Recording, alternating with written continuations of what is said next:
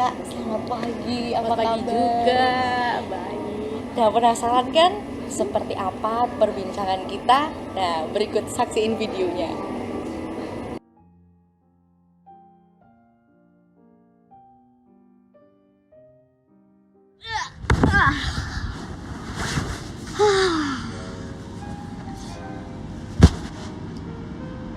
Hidup tuh gini-gini banget deh. Anaknya ngapain ya?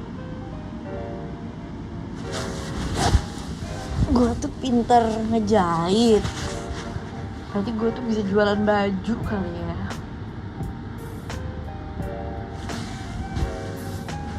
Buka online shop kali ya. Buka online shop aja gue. Buka deh. Tapi gue kasih nama apa ya?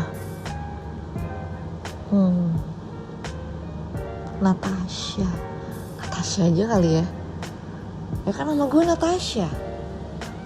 Udah gue kasih nama Natasha aja ya. Natasha Clothing, Natasha Dress. Buka accountnya dulu aja, Natasha gitu aja. Buat Natasha. Halo, saya Dr. Belinda Rosalina SHLLM. Saya pengacara sekaligus konsultan haki. Concern saya otomatis di intellectual property, yaitu merek, paten, hak cipta, desain industri. Pengalaman saya mungkin sudah ada sekitar lebih dari 15 tahun. Di samping itu saya juga seorang pelukis. Saya sangat menyukai art, jadi semakin saya mengerti betapa pentingnya pendaftaran haki di dalam semua lini bisnis kita.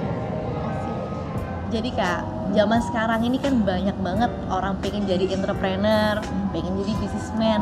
Nah, contoh kecilnya aja, Ratu Hukum punya sahabat namanya Natasha. Nah, dia ini pengen banget buka online shop, dikasih namanya Natasha, karena namanya dia kan emang Natasha Kak. Nah, tapi seperti kita ketahui bahwa di Indonesia sendiri ada merek terkenal namanya Natasha, ya kan Kak? Nah, sebenarnya peraturan hukum mengenai merek sendiri itu gimana sih Kak? Oke, jadi awalnya sebelum kita memulai menggunakan suatu brand untuk produk jasa ataupun barang kita itu harus mencek dulu sebaiknya ke kantor haki melalui websitenya dgip.go.id apakah merek yang mau kita daftarkan itu atau yang mau kita pakai itu sudah terdaftar atau sudah dipakai oleh orang lain atau belum. Intinya sudah terdaftar atau belum. Apabila belum, oke, kita bisa daftarkan. Apabila sudah, itu juga kita cek dulu untuk bidangnya apa aja, karena kelas pendaftaran merek itu ada kelas jasa, ada kelas barang. Nah, kalau misalnya Natasha yang tadi seperti disebutkan itu didaftarkan, sudah terdaftar untuk produk kecantikan, kita lihat online shop kita ini Natasha ini untuk produk apa. Misalnya untuk sepatu, oke, itu nggak ada related sama si Natasha produk kecantikan ini, jadi kita tetap bisa mendaftarkan.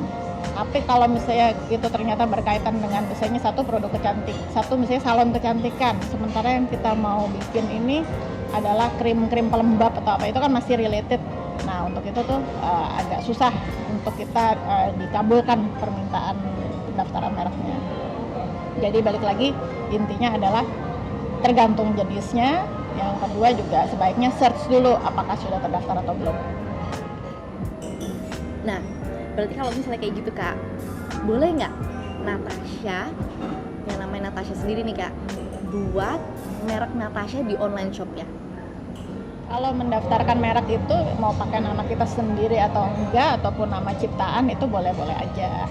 Sepanjang untuk nama yang sama belum terdaftar untuk kelas barang ataupun jasa yang sama atau mendekati. Kalau misalnya sudah ada yang daftar, ya otomatis kan akan ditolak ya, atau susah lah untuk mendaftarkan.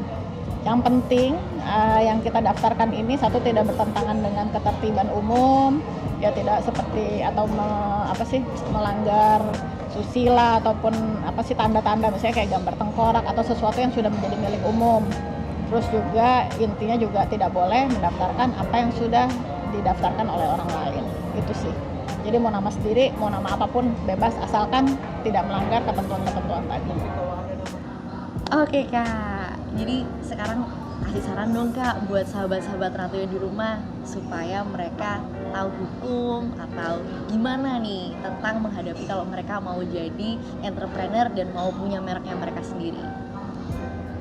Sebaiknya sebelum kita memulai bisnis kita mencari nama yang baik, karena nama itu akan menjadi doa kan untuk produk kita. Yang kedua juga sebaiknya sih ciptaan, nama ciptaan, jadi tuh originalitasnya tuh lebih ada. Dan yang ketiga ya kita cek dulu, dan yang pasti harus kita daftarkan, karena jangan sampai kita udah launching udah segala macem, taunya pada saat kita mendaftarkan sudah didaftarkan oleh orang lain. Itu aja saran saya. Nah sahabat Ratu, hukum tuh emang buta karena nggak boleh ke kanan dan ke kiri.